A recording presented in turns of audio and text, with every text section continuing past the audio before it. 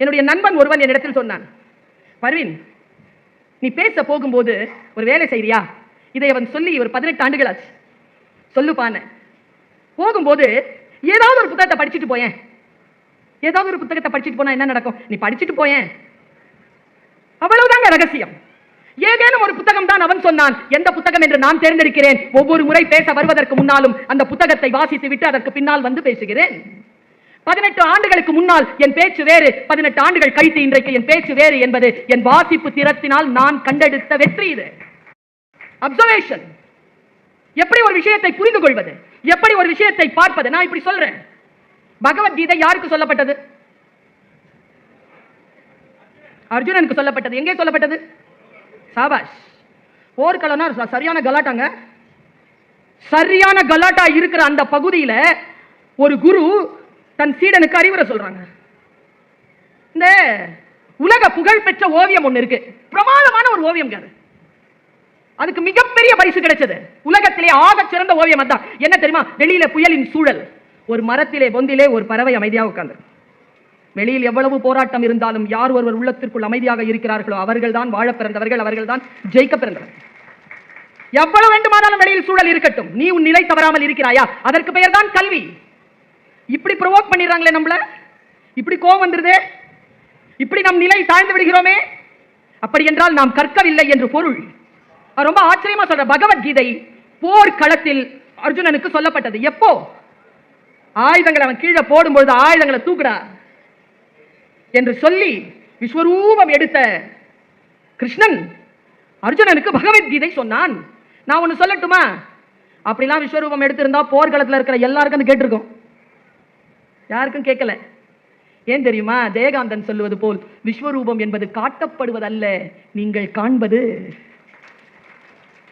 ஒருவர் சொல்லுகின்ற சொல்லை வைத்து இது குருநாதரின் சொல் என்று அவனுடைய உருவத்தை அப்படி தூக்கி பார்க்கக்கூடிய ஆளுமை யாருக்கு வருகிறதோ அவன் குருநாதரை பெறுகின்ற சீடனாகிறான். அந்த ஞான பார்வை இருந்தது அர்ஜுனனுக்கு. நான் இன்னொரு டிப்ஸ் உங்களுக்கு கொடுத்துட்டு போறேன். இன்னைக்கு நாம எல்லாம் படிக்கிற பகவத்கீதை அர்ஜுனன் நமக்கு சொன்னதா இல்ல கிருஷ்ணன் திருப்பி சொன்னாரா நமக்கு? அப்ப நம்ம கையில இருக்கிற பகவத்கீதை யார் சொன்னது? யார் சொன்னது தெரியுமா? அந்த இடத்துல அர்ஜுனன் தவிர்த்து இன்னொருவனுக்கும் அது கேட்டுக்கொண்டிருந்தது. அவன் பெயர் சஞ்சயன். அவன் யார் தெரியுமா? தீர்க்க தரிசனங்களான கண்கள் பெற்று திருதராஷ்டிரனுக்கு அந்த போர்க்களத்தில் நடக்கின்ற அத்தனை விஷயங்களையும் சொல்லக்கூடிய அந்த பணியில் அமர்த்தப்பட்டவன் சஞ்சயன், ஞானி. அவன் சொன்னதுதான். அவர் சொல்ல சொல்ல அவன் சொன்னான். நான் ஒன்னு சொல்லட்டுமா? இந்த உலகத்துக்கு பகவத்கீதை எந்த வேலையை செய்யணும் அது இன்னும் செய்யாம இருக்கிறதுக்கு என்ன காரணம் தெரியுமா? ஒரே காரணம் தான். கிருஷ்ண வாயிலிருந்து டைரக்டா கேட்டா உருப்பட்டு இருப்போம். யாரோ சொல்லி யாரோ வழியா தானே வந்திருக்குது. சஞ்சயன் தானே சொன்னான். சஞ்சயன் யாருக்கு சொன்னான்? திருதராஷ்டிரனுக்கு சொன்னான். திருதராஷ்டிரனுக்கு புரிந்ததா? அர்ஜுனனுக்கு புரிந்தது போல் திருதராஷ்டிரனுக்கு புரிந்ததா? அதனால் தான் சொல்லுகிறேன், எப்பொருள் யார் யார் வாய் கேட்பினும் அப்பொருள் மெய்ப்பொருள் காண்பது அறிவு. எனக்கு தெரிஞ்சுங்க, நான் பொதுமக்களாக இருக்கக்கூடிய என் சகோதர சகோதரிகளிடத்தில் ஒரு குறைபாட்டை சொல்கிறேன். நம்மள யார் பேச்ச தெரியுமா ரொம்ப கேட்க பழகிட்டோம். இப்போல்லாம் ரொம்ப ஆர்ப்பாட்டமா அலங்காரமா நகைச்சுவையோடு பேசுனாங்கன்னா கேட்கிறோம். நான் ஒரு விஷயத்த சொல்றேன், நான் பேச்சாளர் தான். என் பேச்சு ஜெயிப்பதை விட முக்கியமானது, நான் ஆசிரியர் இல்லையா, மக்கள் ஜெயிக்க வேண்டும் என்பதற்காக சொல்லுகிறேன். பேச்சாளர் ஜெயிக்க வேண்டும் என்பதற்காக சொல்ல இல்லை. ரொம்ப ஆழமான மனதில் இருந்து தூய்மையான எண்ணங்களோடு சேர்ந்து இதை சொல்லுகிறேன். சில பேருக்கு ஆர்ப்பாட்டமா பேச தெரியாதுங்க, சில பேருக்கு அலங்காரமா பேச தெரியாது, சில பேருக்கு நகைச்சுவை வராது, சைலண்டா தான் பேசுவாங்க. பைபிள் சொல்வது போல் காது இருக்கின்றவர்கள் கேட்டுக்கொள்ளுங்கள். அது ஆர்ப்பாட்டமாக பேசுகின்றவர்களை விட உங்கள் வாழ்க்கைக்கு தேவையான செய்திகளை அந்த மெதுவா பேசுறாங்க சொல்லிடலாம். என் பையன் சொன்னாங்க, 5 வயசுல கோபமா அடிச்ச அப்பாவை பார்த்து சொன்னான். என் பையன் கோபமா இருக்கும்போது அடிக்காதீங்கப்பா, மெதுவா தான் சொன்னான். ராத்திரி சோறு ஊட்டும் போது கேட்டேன், ஏண்டா தம்பி அப்படி சொன்னேன்னு. நான் செஞ்ச தப்புக்கு அப்பா அடிக்கலாமா, ஆனா கோபமா இருக்கும்போது கூடுதலா அடி விழுந்துருதுமா. புரிஞ்சிருச்சா? ஒரு ஞானம் சாதாரணமாகத்தான் வந்து சேரும், ஆர்ப்பாட்டமாக எல்லாம் வந்து சேராது. நான் ஒரு சங்கதியை உங்களுக்கு சொல்றேன், மிக நுட்பமான சங்கதியை நான் சொல்றேன்.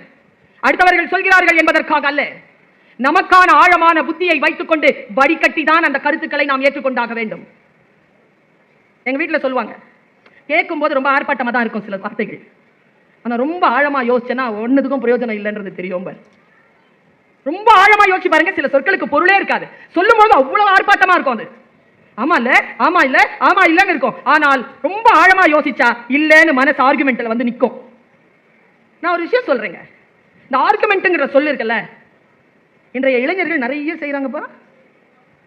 வீட்டில் யாராவது அடாலசன்ட் சில்ட்ரன் வச்சிருக்கீங்களா? 14, 15, 16, 17, 18, 19, 20, 21, 22 வரைக்கும் போகுது.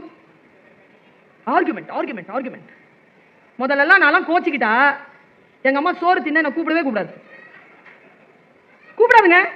3 வேளைலாம் பட்டினி கிடந்திருக்கேன் மானத்தோட இருக்கணும்ட்டு. அப்புறமா யோசிச்சு பார்த்திருக்கேன், மானமா உயிரான்னு. உயிரோட இருந்தா தான் மானத்தோட இருக்க முடியும்னு போய் அம்மாட்ட கேட்டு சாப்பிட்டுருக்கிறேன் நான். இன்னைக்கு விடுறோமா குழந்தைகள் அப்படி? உங்களுக்கு நான் இப்பொழுது ஒரு சிறகு தருகிறேன். இதை சொல்லுங்க. இதை நாம முதல்ல புரிஞ்சுக்கிட்டோம். முதல்ல நமக்கு புரியணும் சில விஷயங்கள். இந்த தலைமுறையை பார்த்து எனக்கு ரொம்ப வருத்தம். என்ன தெரியுமா? இந்த தலைமுறை தான் மூத்த தலைமுறையின் பேச்சை கேட்ட கடைசி தலைமுறை. இந்த நண்டு சிண்டு வாண்டு இது பேச்சை கேட்க தொடங்கி இருக்கக்கூடிய முதல் தலைமுறை. முதல்லலாம் கேட்க மாட்டாங்க எங்க அம்மா, அடி விழும், எதையுமே கேட்டுவிட முடியாது.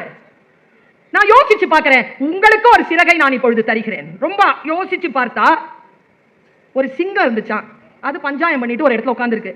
நம்ம சிங்கமா புலியா கழுதையான்னு தெரிஞ்சுக்கோங்க. உங்களுக்கு நான் தரும் ஒரு சிறகு. கழுதை ஒண்ணு வந்துச்சான் அந்த வழியில. அந்த கழுதைக்கு வயிறு நிறைய சாப்பிட்டுருச்சு. ஒன்னாக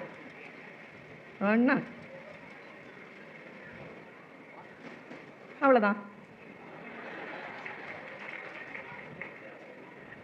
நோதலும் தனிதலும் அவற்றோர் அண்ணன், சங்க இலக்கியம்.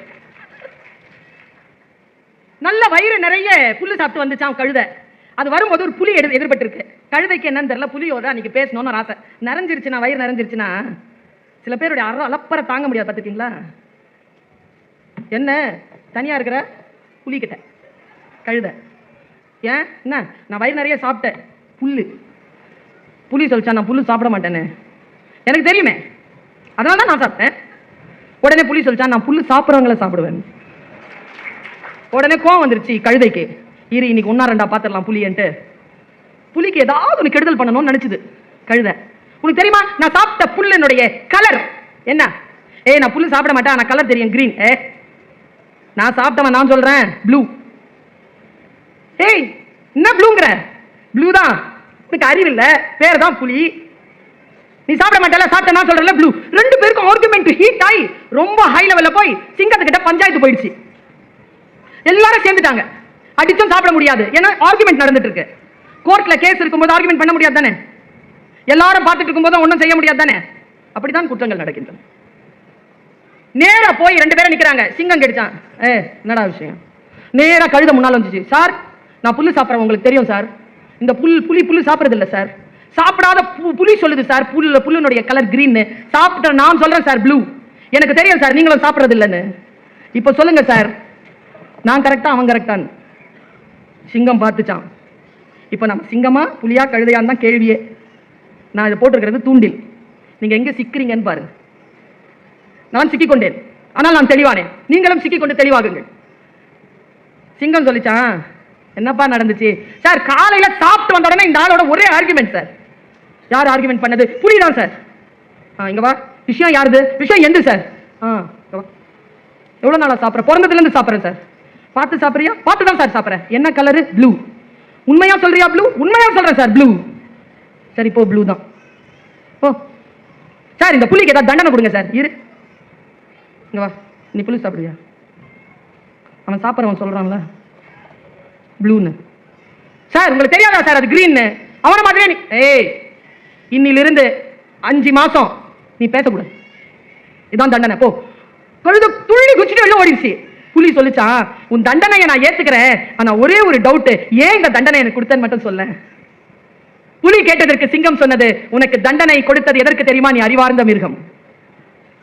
மனிதர்கள் கூட கணக்கு சிரமமான ஒரு சப்ஜெக்ட், அதை சூப்பரா பண்றவங்களுக்கு புலின்னு தான் பேரு.